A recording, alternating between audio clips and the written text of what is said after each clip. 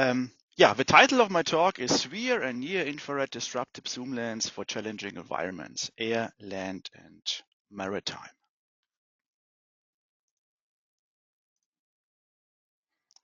So following topics I want to show today, we will start with an introduction to MKS Ophir, then move to some theoretical slides and speak about SWIR light and SWIR imaging. Then I want to discuss about actual key drivers from the market and speak about main lens requirements for advanced applications. Then what are the design challenges for optical systems and how we could address them? I will also present our lens as a result in detail and finish with a summary. We from MKS Ophir are offering world-class optics for the leading markets. First, some words about MKS. We are a global provider enabling technologies that transform our world, driving innovation in the semiconductor industry.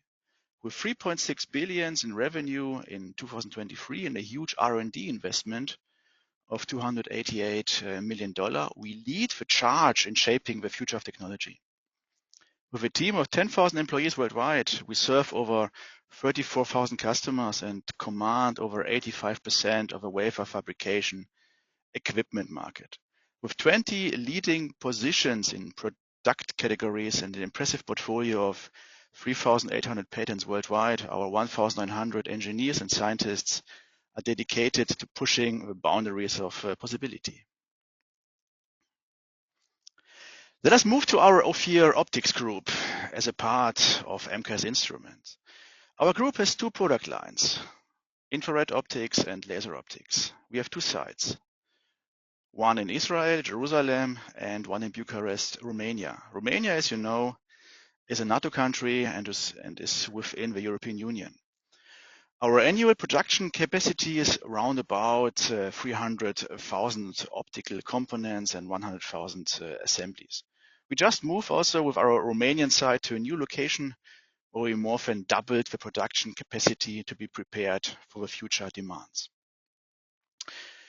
We have also 360 employees worldwide, and our sales and distribution is also going to the whole world. Okay, let's go deeper into our products. Our laser optic product line specializes in high power optical solutions tailored for CO2 lasers and 1 micron fiber lasers, establishing us as a leading supplier for both OEM and aftermarket needs. Additionally, we excel in providing custom tailor-made OEM solutions, particularly in the realm of via drilling and microprocessing lasers, including specialized scan lens solutions. We are also offering solutions for high energy lasers, which are getting more and more important these days. In the infrared imaging optics, we are offering production of optical components like lenses, mirrors, prisms, domes, and windows. Further, we offer the widest selection of cost-off-the-shelf catalog solutions for LVIR, MVIR, and SWIR cameras. Examples here are athermalized, manual, and motorized infrared lenses and continuous zoom lenses.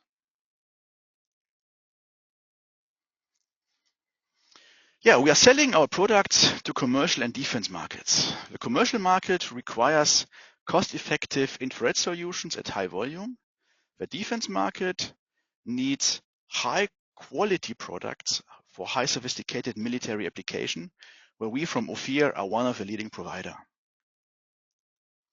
Typical application for the defense area are surveillance and targeting for naval sight systems, driver vision systems, situation awareness systems for land vehicles, but also handheld thermal imagers and sights and thermal goggles for soldiers. Also counter-drone systems are getting more and more important these days.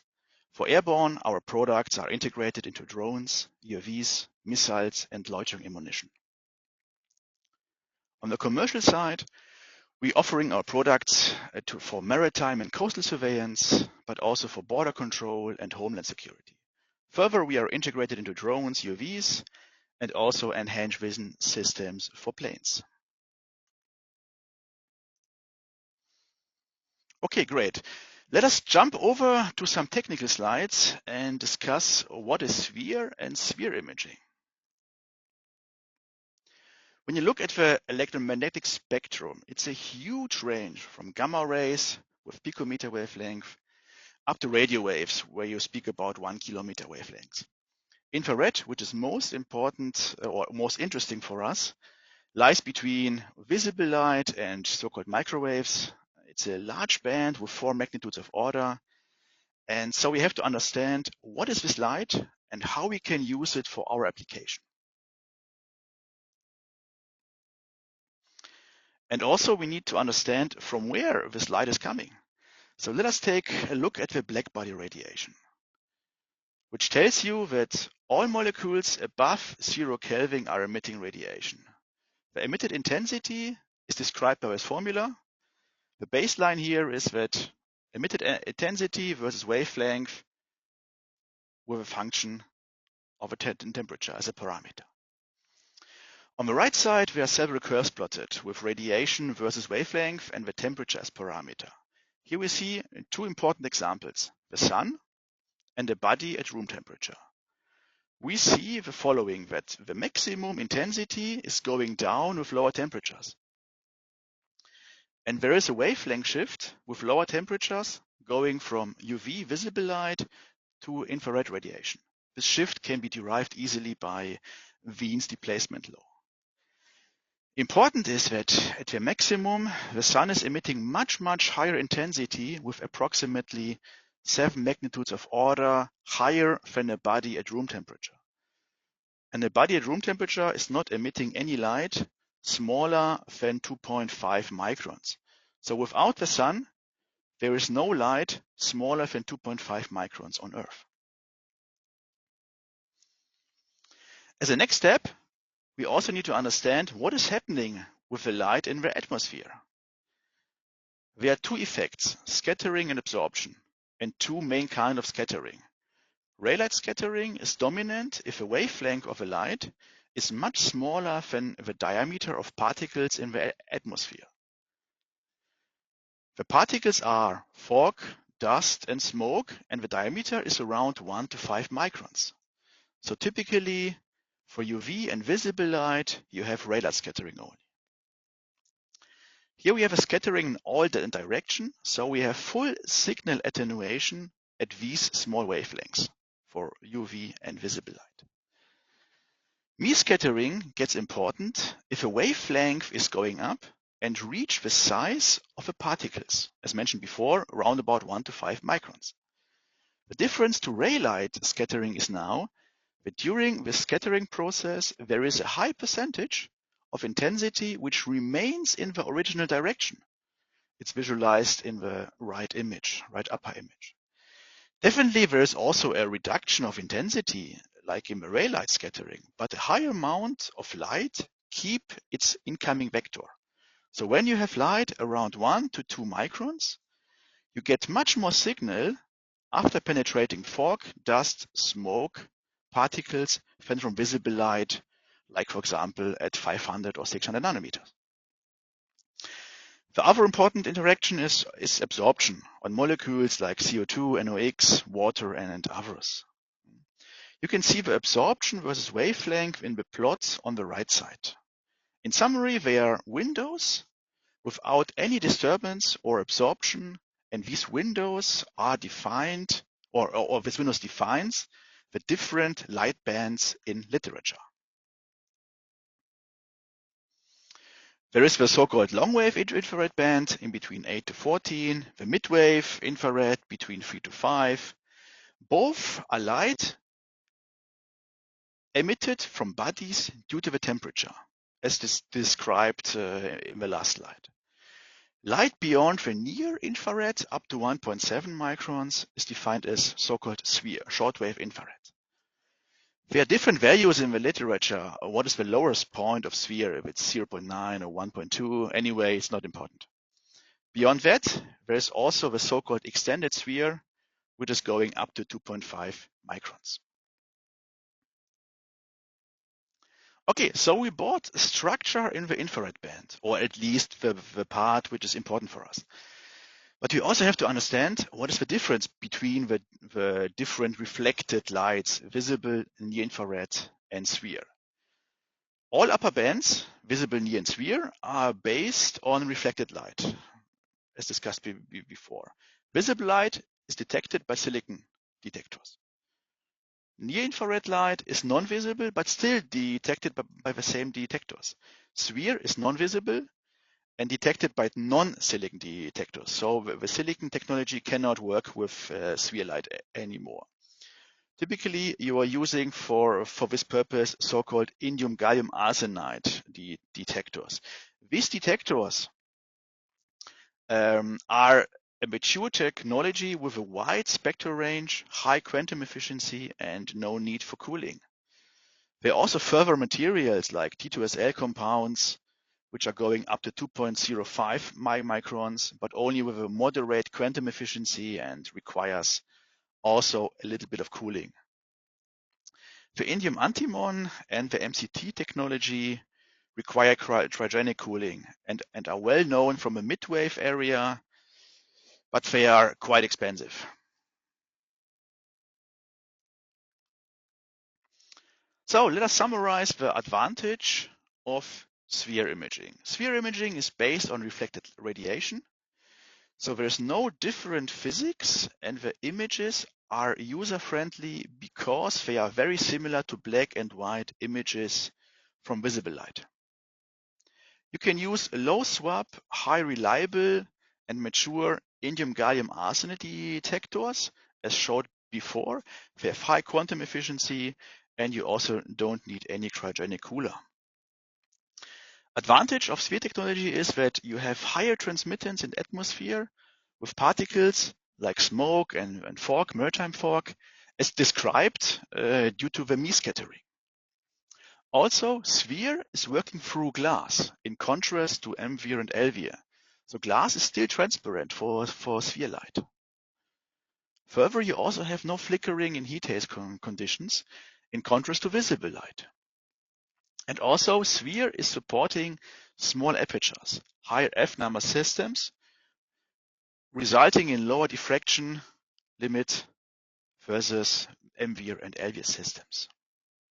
The key applications for SWIR are long-range day observation, enhanced night vision, eye-safe imagery of lasers, and also there are also some industrial applications like machine vision and telecommunication. Okay, here you can see some examples how SWIR is working. Left side is a scenery in long range at high environment temperatures. In the visible, you can see heat haze. In SWIR, you have no influence here and get a clear picture on the scenery. In the middle, there is a mountain behind fog. In SWIR, you can penetrate through this fog and can see what is hidden behind it. In the visible, not. On the right scenery, there is a fire. In the visible image, you see only smoke. In SWIR, you can see much further and even identify the position of a fire. Another examples show the effect of maritime fog. In the visible, you cannot see any details here. In SWIR, you have more or less a very clear picture and even see birds in the air or on the ground. In the middle, it's again heat haze, but now not on land, but on maritime, on seaside. Here you see a target, a lighthouse in approximately 10 kilometer distance. It's a very new picture done with our lens. I will show later on. On the right side, there are pictures where structures are illuminated by laser light, and the SWIR camera can easily visualize exactly this illumination. To finalize the introduction to SWIR, I want to show a comparison how the technologies are working at different conditions. At very long range observation, at day, SWIR gives the best performance. At night, you definitely need MWIR. SWIR is the best choice for imagery at day if you have challenging weather conditions like fog, smoke, dust, and high humidity. Also, SWIR gives you the possibility to detect illuminated laser light.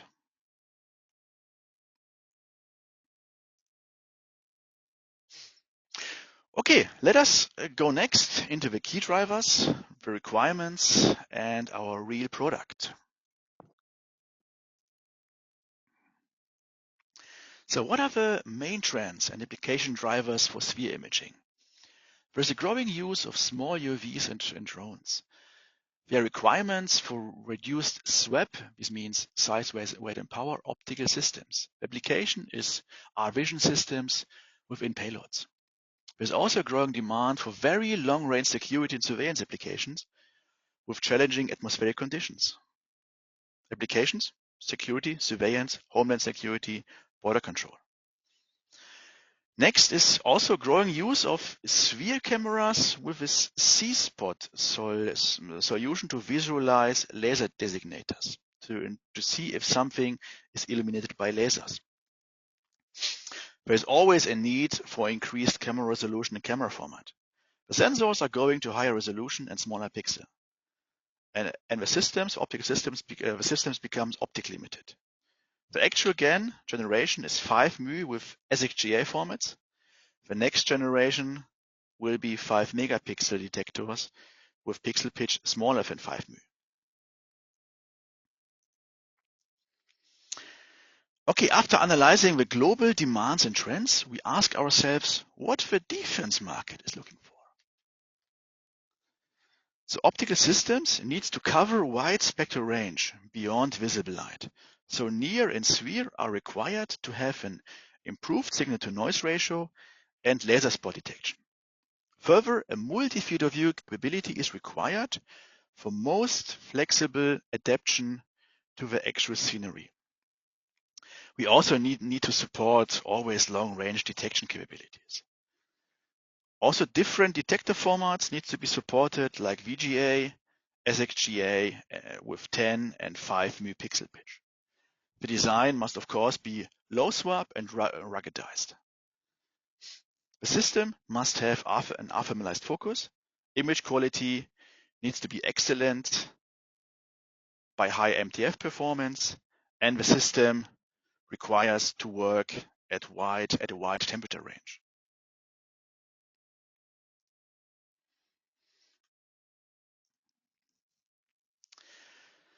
After having defined the requirements, what are now the design challenges for our R&D team?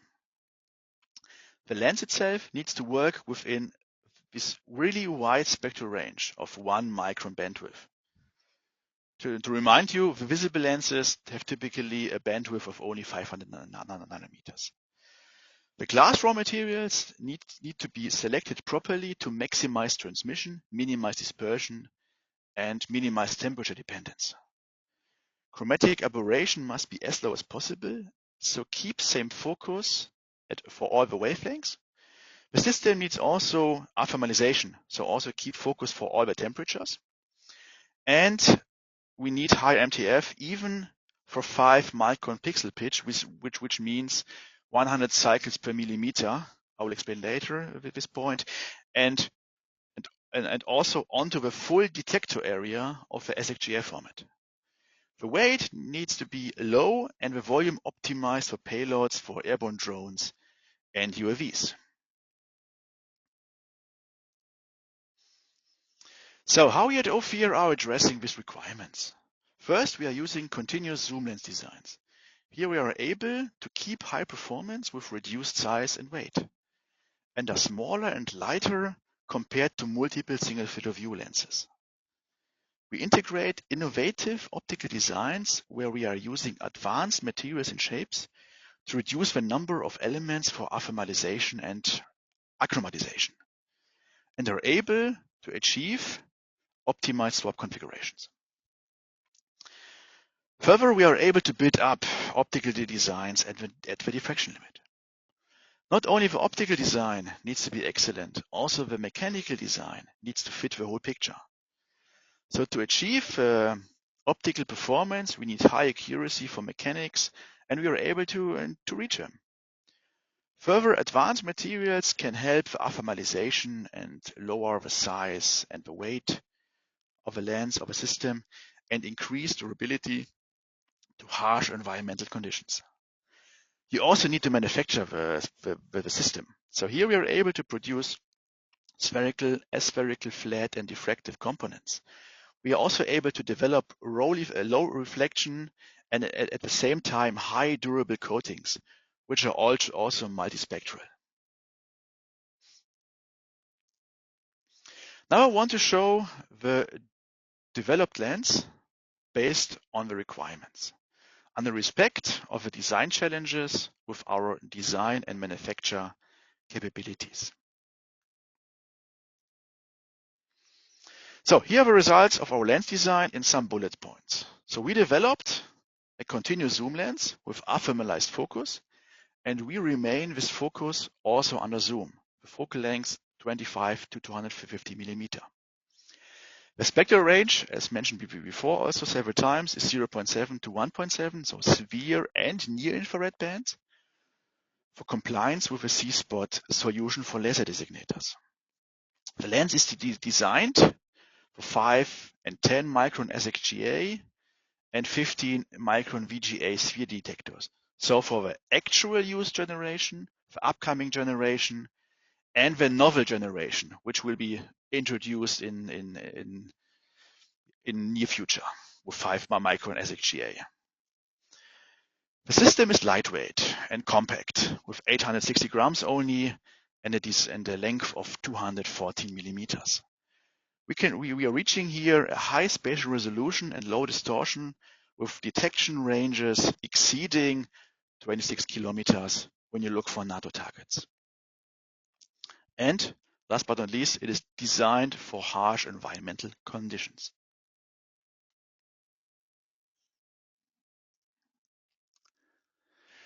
To understand the performance of an optical system, you always analyze the so-called MTF. What is MTF? We are looking on a point target and want this target to be imaged onto one single pixel. Otherwise, we will lose resolution and signal to noise ratio per pixel. This behavior of the optical system is called point spread function. So how big or large is the image of a point target onto our detector? The MTF is the modulation transfer function and is the Fourier transformation of this point spread function. So in baseline, it describes how good or how small a target is imaged on the detector. Here in the picture, we have plotted the MTF versus the so-called spatial frequency. The latter one increases or must increase with smaller pixel sizes. So if we have a detector with 5 megapixel pitch, we need to look at the behavior of a lens at 100 cycles per millimeter. Further, we also have different curves here, which corresponding to the physical position on the detector along the diagonal, from on axis, this means from the middle of the image, to off axis, to the side, and to the corners. And we are also looking on targets, structures with orientation in parallel or perpendicular to our image diagonal. Here in the picture, tangential and sagittal lines. In this example here, what I'm showing, we checked how the optics is working in combination with an SXGA format. This means 1240 times 1024 and 5 megapixel pitch. On the left side, you see the MTF at 25 millimeter focal length, the so-called wide field of view. On the right side, at 250 millimeter, the near field of view. And you can see as a result that at near field of view, we have a diffraction limited performance for all field positions. So it's optimal. At wide field of view, we are on axis and off axis at a near diffractive limited performance. At the image corners, we are slightly lower performing, but it's still very good because we are speaking here about 5 megapixel pitch.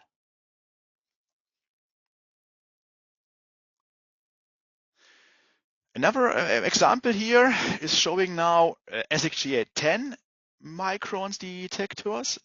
So we have here less spatial frequency with 50 cycles per millimeter, not 100 as before. But on the other side, the detector is much bigger with 16.4 millimeter full diagonal. At near field of view, we have again a diffraction limited performance for all the field positions. At wide field of view, we are on axis at a near diffractive limited performance, are slightly lower off axis, and are minor low performing at the corners. But again, we need to understand that the image diagonal is 16.4, which is really a quite huge detector size. Okay, if looking on simulated distortion, we see an extremely low image distortion, less than 2.5% for both field of views, for both examples, even for the huge detector format with SXGA 10 micron pixel pitch. Further, the field curvatures are quite small also for all the wavelengths that we are looking for in between 700 and 1700 nanometer. Okay, until now, we only showed simulations. But what is with a real optical system? Here we performed tests with a real optical system at 250 millimeter focal length and with 1.52 microns monochromatic light in the lab. The MTF in sagittal and the measured MTF in sagittal and tangential direction you can see in the right image fits the simulation under tolerances. The wavefront curvature you can see via Newton rings or fringes onto this test glass on the right side. Here you also see straight fringes without any curvature, which corresponding perfectly with a simulation.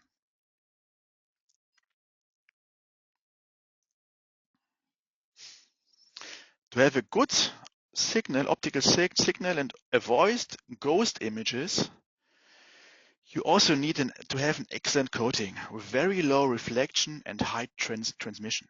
Above is plotted a reflection versus wavelength measurement of one of our applied coatings. In general, we developed this broadband coating with at least 97.5% transmission in double side and less than 1% reflection per surface. Of course, it's qualified after mil-spec.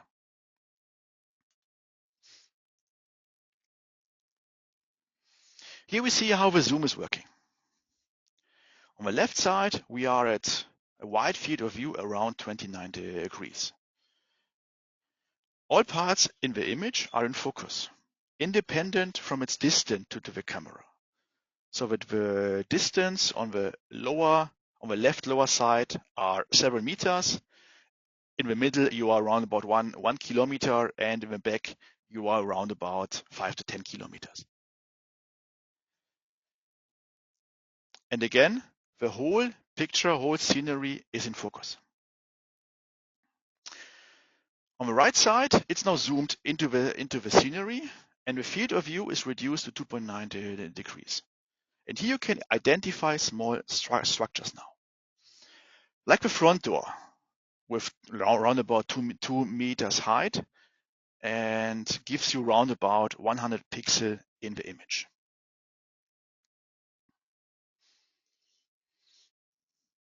I want to show a short video now of how the lens is working, especially how the zoom is looking like in real life.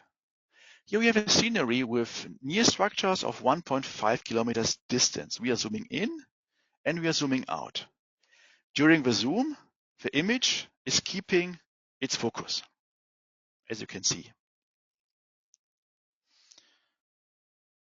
On a second scenery, we can see a small drone in approximately 1 kilometer. We are able to see all details, so we can identify this drone. The size of the drone was 20 times 20 centimeter. In the third scenery, we have structures in the long range distance at approximately 23 kilometers.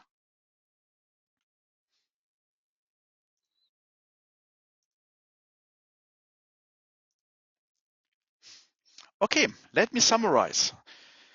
We developed an advanced low swap 25 to 250 millimeter SWIR and near infrared zoom lens suitable for 5 and 10 micron SHGS sensors with extended 0.7 to 1.7 microns wavelength and capabilities for laser C-spot application. It's an advanced low swap optomechanical design resulting in high optical performance and very low distortion. We have a very long focal length and zoom ratio factor 10, for high resolution imaging up to 26 kilometers in harsh environmental conditions and constrained platforms. It opens up new opportunities for next generation UAVs and small gimbal imaging defense application. Okay, thanks a lot for your attention. If you have any questions, please ask them right now or shoot me later on an email. You can also go to our homepage to get more information about Ophir, our products, and our SWIR lens. Thanks a lot.